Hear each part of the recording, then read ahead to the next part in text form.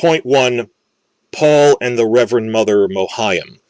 This was this repeating element throughout the trailer that they intercut back to it from beginning to end, of her giving him the pain box test to see if he's human. I think it's amazing that they actually put that in the trailer instead of just putting action scenes and none of the plot, that they included some of the more esoteric stuff, like having her giving the book dialogue in the trailer, an animal will bite off its own leg to escape a trap, what'll you do? Like, that's big stuff, that they're putting some of the themes in there of being human and not just, being essentially a machine following your instincts. The entire scene was utterly perfect visually. It just, when I really got converted on this director seeing Blade Runner 2049. I walked into that movie unspoiled as a huge fan of the original Blade Runner. I didn't think they could do it justice. It was really advancing that world. It faithful to it, with a couple of new ideas, but they were interesting, and I didn't know walking into that, they did a great job, that Gosling's character was a replicant who is a Blade Runner who hunts other replicants, openly, that I'm watching the first fight scene with Batista, who is in Dune now, and I just was thinking, there's no way he can be taking this much damage and not being injured, that he's like thrown through a wall, and then he gets up and keeps fighting as if he's not got broken bones or something, and then just slowly in the back of my head, wordlessly, the idea formed, is he a replica? And then, but just as I'm mid-thought, Batista goes, you hunt your own kind, and I'm just, oh, they managed to keep this a secret from the trailers. And from that moment on, I was hooked by the whole movie, but just this director's style in terms of his lighting choices and the visual composition and the color grading for scenes, it's just crisp and it looks great, as opposed to, hey, I pointed a camera at it. This is great stuff. Just how he films Rebecca Ferguson's face or something, just with the light reflecting off her eyes. Like, this is really capturing the whole moment, like a memory. But sticking to Paul's scene with the Reverend Mother, it's stupid. The books describe Bene Gesserit as having hair, and Lynch said, wouldn't it be cool if they don't have hair? Which I did not like the look of that. And I really like the costume design on the Bene Gesserit in the miniseries for Sci-Fi Channel. On this point, I defer from Quinn, who did not like it at all. But I really liked the version of Mohayim that they had in the miniseries, where she's this East European actress, so she's menacing, she's like this witch, who she's, with an accent, and it works like that, and I'm still very fond of it, looking back at it, of how she's mysterious and arcane. But if you think about it, that's not how the Bene Gesserit are described in the books. I'm going to talk about Rebecca Ferguson as well, even though she didn't have speaking dialogue to the same extent Mohayim did in this.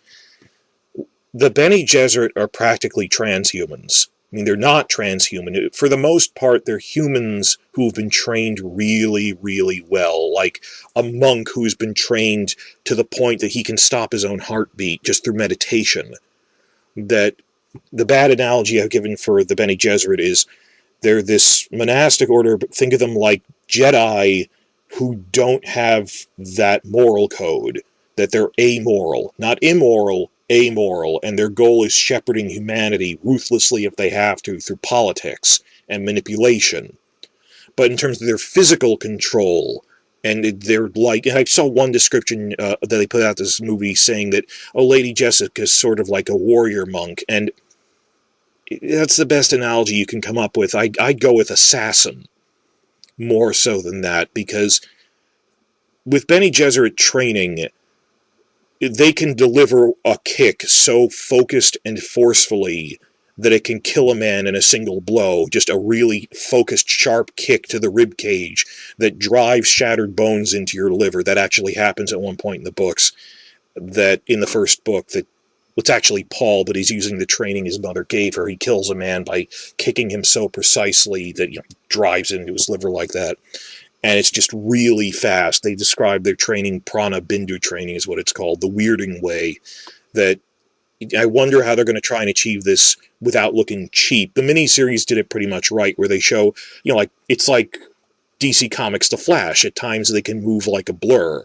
but you can't have it look too gimmicky because then it makes it unreal.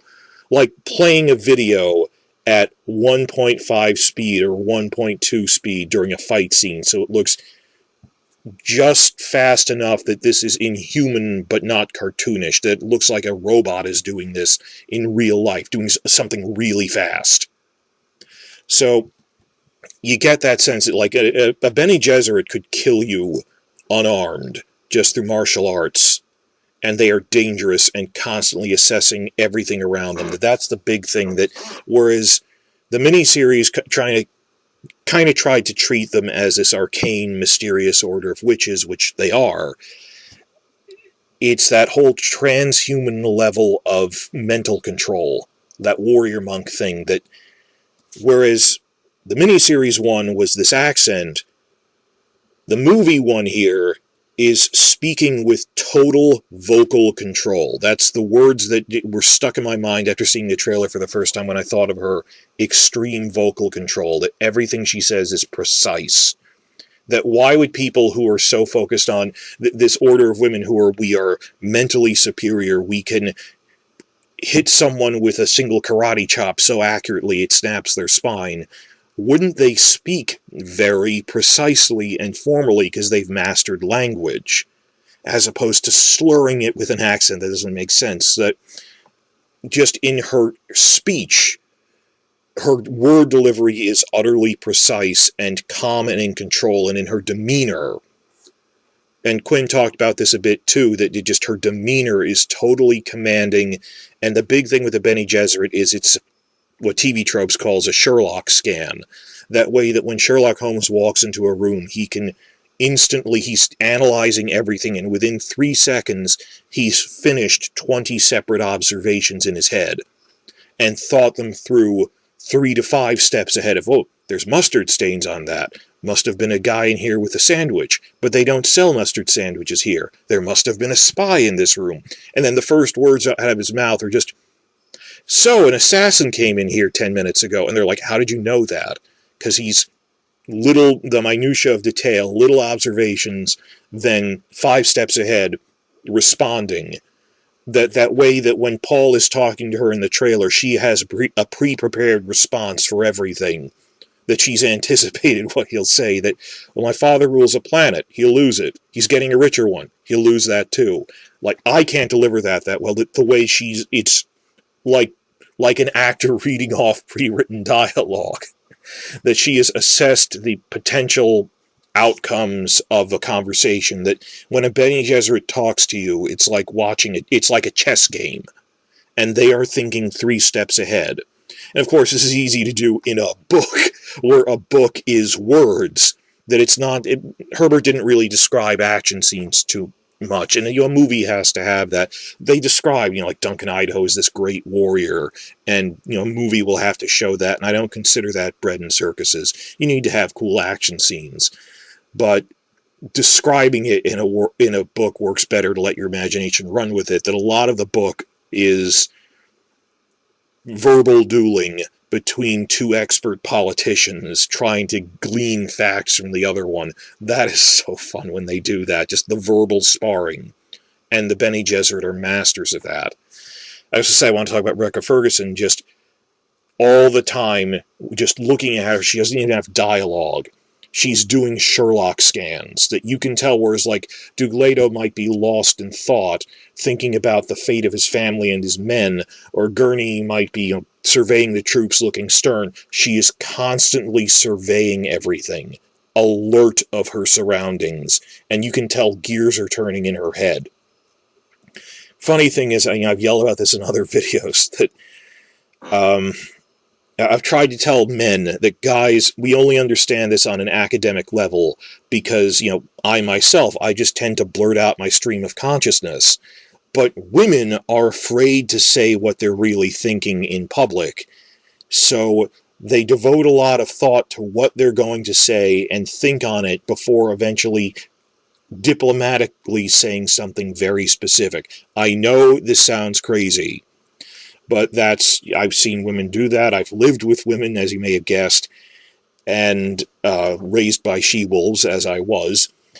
And that mental sparring, it's like a poker game now. I'm not going to reveal all my cards verbally by just saying everything, or worried maybe I'm saying too much, and selecting it. The Bene Gesserit are that cranked up to 11, that so much of them is about manipulation and verbal, and I'm not talking about the voice of control, which is one of the witch's many tricks, just their ability to manipulate with picking the right words and how to get information out of someone mentally.